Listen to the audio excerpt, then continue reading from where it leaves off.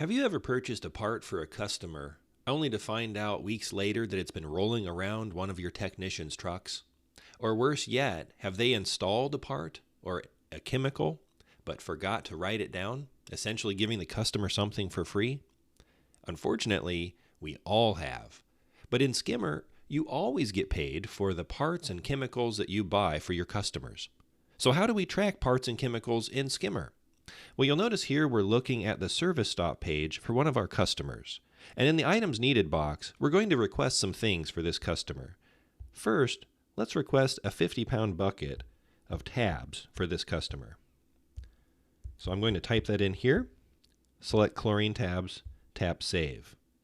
And let's also select a part that we're going to install on the heater.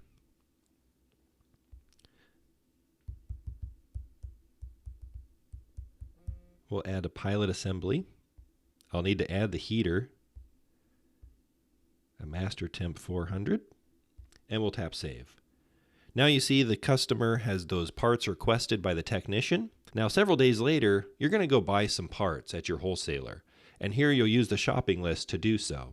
Here we have customer listed parts, and in the case of the pilot assembly, we can also see the part is listed by piece of equipment.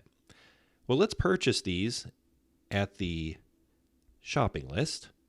We'll slide to the right and mark them off as purchased.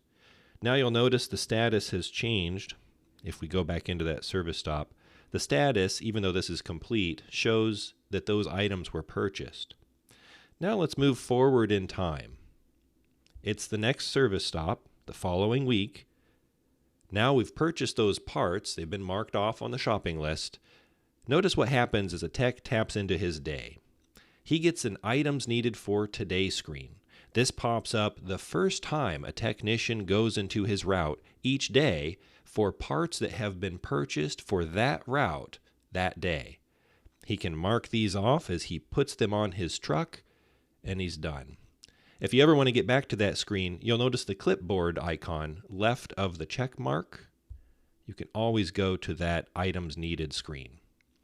Once we get to the route stop, again, notice the status has changed to on truck for these items needed. He'll be reminded to take them back and install those parts. And when he does, we swipe to the right. Those parts are now installed and ready to be billed out. And finally, if we go over to the invoicing report, you'll notice that this customer is listed for work done in February. That's this month.